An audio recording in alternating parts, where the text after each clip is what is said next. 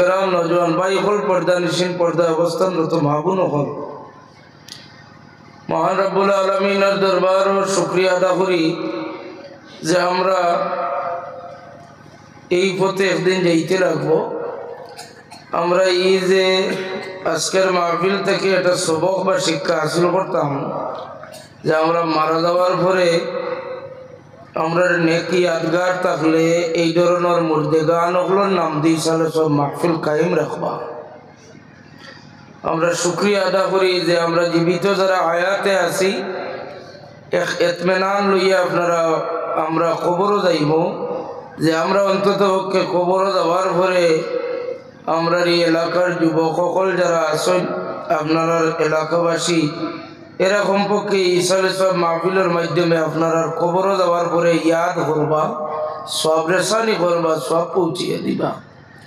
ইসালে সব মাহফিলের প্রত্যেক কমিটির খিদমতগার কর্মকর্তা বৃন্দ যুবক ছোট ছোট ভাই সকল দেখছি ভলান্টিয়ারের অনেক সুন্দরভাবে সুচারুরূপে খিদমত আঞ্জাম দিতে আল্লাহ রাব্বুল ইজ্জতে আপনারা এলাকাবাসীর উদ্যোগ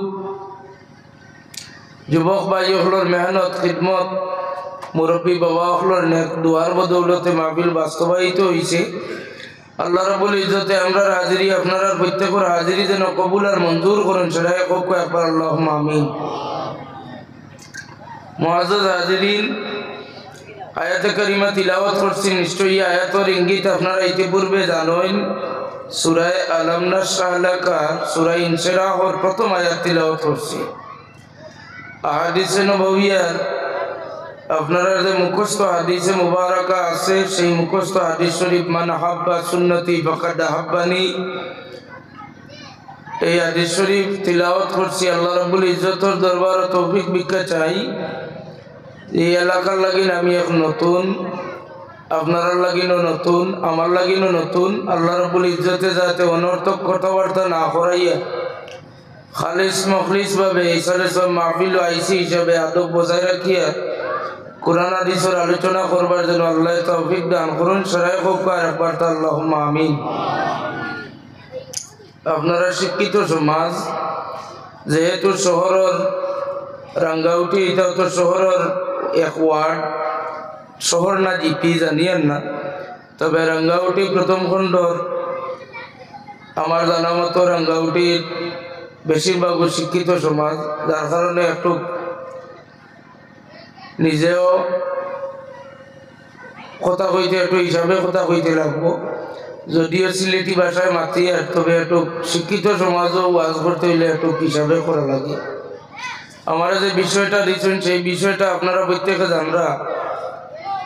নিশ্চয় কমিটির সিদ্ধান্ত অনুযায়ী নবীজির মোহাব্বত আর সুন্নতর গুরুত্ব, নবীজির সুন্নত আর নবীজির মোহাব্বত দুইটা বিষয়। নবীজির মোহাব্বতর আয়াতে কারিমা কুরআন শরীফ অভাব নাই।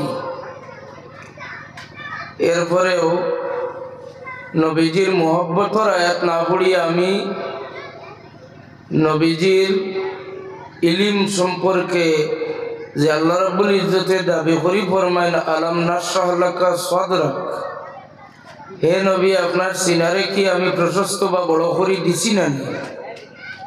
এই আয়াতে কারিমা তিলাওয়াত করছি। এরপর দুরূদ শরীফের হুকুম, দুরূদ শরীফের হুকুমের আয়াত তিলাওয়াত করার সাথে সাথে আপনারা এক দুরূদ শরীফ শুরু করছেন। যে দুরূদ শরীফটা আমরা হাদিস শরীফের দৃষ্টিতে দেখলে হাদিস শরীফের মাঝে এই দুরূদ শরীফ পাই। সুবহানাল্লাহ। দুরূদ শরীফের প্রথমত জ্ঞানী হলোর লাগিন ইশারায় কাফি। দুরূদ শরীফের প্রথম লাইন যেটা, এটা আপনারা অর্থ জানেন। বিসমিল্লাহি শুরু করছি আল্লাহর নামে, আলহামদুলিল্লাহ সমস্ত তারিফ একমাত্র আল্লাহর, সমস্ত প্রশংসা একমাত্র আল্লাহর। যদি আমরা দুরূদ শরীফ মনে করি পড়ি, কিন্তু প্রথম লাইনটার মাঝে দুরূদ শরীফ নাই। প্রথম লাইনের মাঝে আমরা এক আদব আছে, আল্লাহর নামে যে কোনো ইবাদত বন্দেগী শুরু করি হিসাবে এই দুরূদ শরীফের প্রথম লাইনও शुरू करसी अल्लाह नामे बिस्मिल्लाह। ये अर्थ हईल शुरू करता हूँ मैं अल्लाह के नाम से, अल्हम्दुलिल्लाह सब तारीफ एक अल्लाह के लिए है। प्रथम लाइनटा दुरूद शरीफ নাই। এর পরের যে লাইন ছন্দ মিলাইয়া যে লাইন আছে আসসালাতু ওয়াসসালামু আলাইকা ইয়া রাসূলুল্লাহ, ও লাইনটা হইল দুরূদ শরীফ। হোক সুবহানাল্লাহ। আসসালাতু ওয়াসসালামু আলাইকা ইয়া রাসূলুল্লাহ, আসসালাতু ওয়াসসালামু আলা রাসূলিল্লাহ। ইয়া বাদ দিয়েও আপনি পড়তে পারেন, যদি আপনি মনে করেন যে ইয়া দিয়া ডাকা এটা আমরা লাগিন বেদাত বা শিরক হইব, তাহলে ইয়া বাদ দেন। তবে দুরূদ শরীফ যেটা হাদিস শরীফও আছে, বুখারী শরীফ, ওইটা আপনি বাদ দেন না জানি। এটা মিলাদ শরীফও পড়া হয়। আমি পড়তাম কি, যদি এই ধরনের মন মানসিকতা লইয়া ওয়াজের মাহফিল আপনারা কেউ নাই, কেউ যদি আইন, তাহলে আমার আহ্বান হইল কোনো দলমত কিচ্ছু নাই, আহাদিসে নববিয়াত যদি থাকে তাহলে এটা আমরা আমল করতাম, কোরআন শরীফও যদি হুকুম পাই তাহলে এটা আমল করতাম। অন্য কোনো ব্যক্তি বিশেষের কথার উপরে আমল করবার আমার কোনো দরকার নাই। তো হাদিস শরীফ হাদিসে মুবারাকাত আল্লাহর হাবিবে মসজিদের আদব সংক্রান্ত ব্যাপারে অধ্যায়ে আলোচনা করুন। যারা মসজিদে প্রবেশ করতে আপনারা লাগে আল্লাহর হাবিবে আদবান কিছু নেক কিছু সুন্নতি পদ্ধতি শিখাইয়া দিয়েছেন। এর মাঝে অন্যতম হইল আল্লাহর হাবিব সাল্লাল্লাহু আলাইহি ওয়াসাল্লামে ফরমায়, মসজিদে প্রবেশ করবার সময় তোমরা ডান পা আগে প্রবেশ করবা, ডান পা আগে দিয়ে প্রবেশ করবা। সুবহানাল্লাহ। এরপরে হুজুরে দুরূদ শরীফ শিখায় না, আসসালাতু ওয়াসসালামু আলা রাসূলিল্লাহ, যেটার মাঝে ইয়া লাগাইল নাই। আসসালাতু ওয়াসসালামু আলা রাসূলিল্লাহ। এরপরে মসজিদে ঢুকবার আগে এক দোয়া আছে, আল্লাহুম্মা আফতাহ লি আবওয়াবা রাহমাতিক। ও যে দুরূদ শরীফ আল্লাহর হাবিবে ফরমান মসজিদের আদব, ডান পা আগে দিয়ে প্রবেশ করবাই আর আমার উপরে এক মর্তবা দুরূদ শরীফ পড়বাই। ও দুরূদ শরীফ রে দেওবন্দর বিখ্যাত আলিম আল্লামা জাকারিয়া সাহেবে ফজাইলে দুরূদের এক অধ্যায় বা এক বই আলোচনা করছেন, এক বই লেখছেন। সেই বইয়ের মাঝে ফজাইলে দুরূদ আলোচনা করতে গিয়া ফরমান, যদি কোনো নবীজির উম্মতে রবিউল আউয়াল মাসে এই দুরূদ শরীফ বিসমিল্লাহি ওয়াল হামদুলিল্লাহ সালাতু ওয়াসসালামু আলাইকা ইয়া রাসূলুল্লাহ বা সালাতু ওয়াসসালামু আলাইকা ইয়া হাবিবাল্লাহ লাগাইয়া এই দুরূদ শরীফ 1,24,000 বার মর্তবা পড়েন, তাহলে তান পড়া শেষ হইবার আগে আগে দয়াল নবী কামলিওয়ালা নবী রহমাতুল্লিল আলামিন সাল্লাল্লাহু আলাইহি সাল্লামের দিদার নসিব হইব। ওরা আসতে কইলা সুবহানাল্লাহ। যদি আল্লাহর নবীর দিদার নসিব হয় তাহলে এই দুরূদ শরীফটা আপনারা বাদ দিতা না রাখতা, অন্তর যেভাবে লালন করিয়া রাখছেন ওভাবে আপনারা রাখবা। এতে আপনার উপরে অনেক মন্তব্য আইতে পারে জীবনে, ইটার দিকে না খেয়াল করিয়া যে দুরূদ শরীফে নবীজির দিদার নসিব হয়, সেই দুরূদ শরীফটা আপনি অন্তরের মাঝে গাঁথিয়ে রাখবা, লালন করবা। এই দুরূদ শরীফ পড়বার তর্জ তরিকা দেওবন্দর জাকারিয়া সাহেব, শুধু জাকারিয়া সাহেব শেষ নাই, হুসাইন আহমদ মদনী সাহেব সহ দিগর দেওবন্দি উলামায়ে কেরাম, আশরাফ আলী থানভী সাহেব, মাহমুদুল হাসান সাহেব, আরো বিখ্যাত দেওবন্দি উলামায়ে কেরাম হলে তারার কিতাব আলোচনা করেন যে ইয়া রাসূলুল্লাহ বা ইয়া হাবিবাল্লাহ লাগাই এই দুরূদ শরীফ পড়ছেন। সুবহানাল্লাহ। আপনারা রাঙ্গাউটির জমিনও সাহিত্য আছেন, উত্তর পূর্ব ভারতের মাঝে বিখ্যাত এক আলিমে দিন নাই বর্তমানে, আল্লাহ তাআলা গরিকে রহমত করুক, হযরত আল্লামা তাইয়্যিবুর রহমান সাহেব। তান যে হজর যে বই লেখছেন, হজর যে নিয়ম কানুনের যে হজর মাসলা মাসাইলের বই লেখছেন, ওখানটা আপনারা বার করি একবার চাইবা।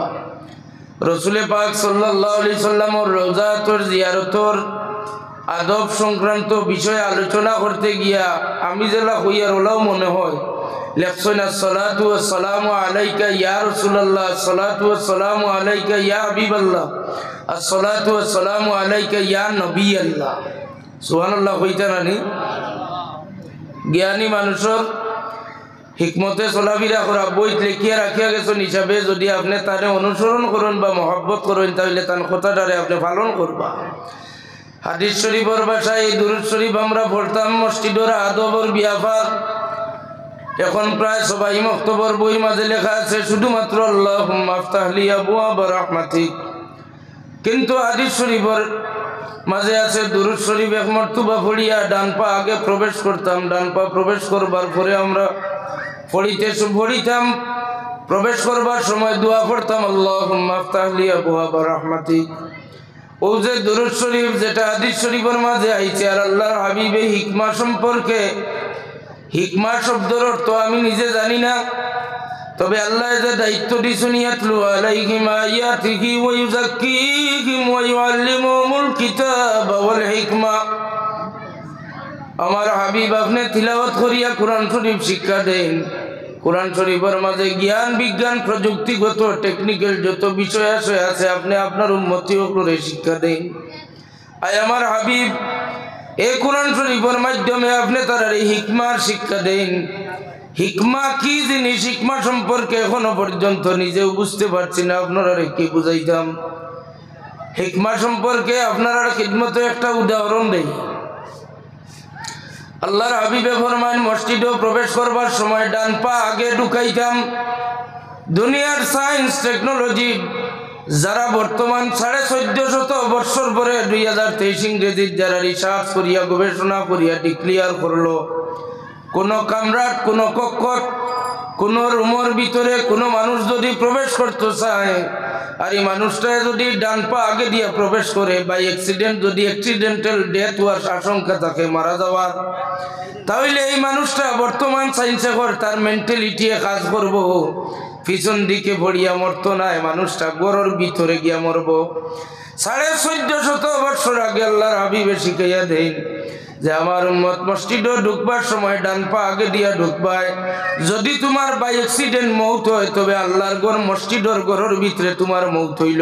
সুবহানাল্লাহ। ওটারে কয় হিকমা। হুজুরে ফরমান, মসজিদ সংক্রান্ত আদব মসজিদ থেকে বাহির হইতে সময় একবার দুরূদ শরীফ, ও যে দুরূদ শরীফ মিলাদ শরীফের শুরুয়াত বলা হয় আসসালাতু ওয়াসসালামু আলাইকা ইয়া রাসূলুল্লাহ, তবে হাদিস শরীফ হইলা নাই। হাদিস শরীফ আসসালাতু ওয়াসসালামু আলা রাসূলিল্লাহ আল্লাহুম্মা ইন্নী আসআলুকা আবওয়াবা মিন ফাদলিক। ও দুয়ার দুরূদ শরীফ পড়িয়া বাম পা আগে দিয়া বাহির হইবা। বাম পা আগে দিয়া বাহির হইলে 1450 বছর পরে গবেষণা করিয়া সায়েন্স আর টেকনোলজি বর্তমান সিচুয়েশন বিশ্ব ডিক্লিয়ার করলো যে আজ 1450 বছর আগে ইসলাম ধর্মের প্রবর্তক মুহাম্মদ মুস্তাফা সাল্লাল্লাহু আলাইহি ওয়াসাল্লামে বাম পা আগে দিয়া বাহির হওয়ার নিয়মটা শিখাইয়া দিয়েছেন। যে কোনো ঘর থাকি, যে কোনো অট্টালিকা হোক, বিল্ডিং হোক, আপনার কামরা থাকি, যদি বাহির হইবার সময় বাম পা আগে দিয়ে বাহির হন, তাহলে বাই অ্যাক্সিডেন্ট যদি মৌত হয়, তাহলে আপনার মৌতটা বাইরে হইতো না, আবার ঘরের ভিতরে আপনি মারা যাইবা। সুবহানাল্লাহ। আল্লাহর নবী এই হিকমা সম্পর্কে শিখাইয়া দেন, যদি মসজিদের ঘর মৌত যদি হয়, তাহলে মসজিদের ঘর ঢুকতে ডান পা আগে ঢুকাও, তাহলে মৌত হইলে মসজিদের ভিতরে হইব। বাহির হইবার সময় যদি বাম পা আগে দিয়া বাহির হও, তাহলে বাই অ্যাক্সিডেন্ট মৌত হইলে তোমরা মৌতটা মসজিদের ভিতরে হইব। যে ইন্তেকাল লইয়া মানুষে ফখর করব, আপনার আওলাদে আপনার লাগিন ফখর করবা, বড়াই দেখাইবা যে আমরা আব্বার মৌত মসজিদের ঘর, আল্লাহর ঘর মসজিদ বাইতুল্লাহর মাঝে মৌত হইছে। সুবহানাল্লাহ।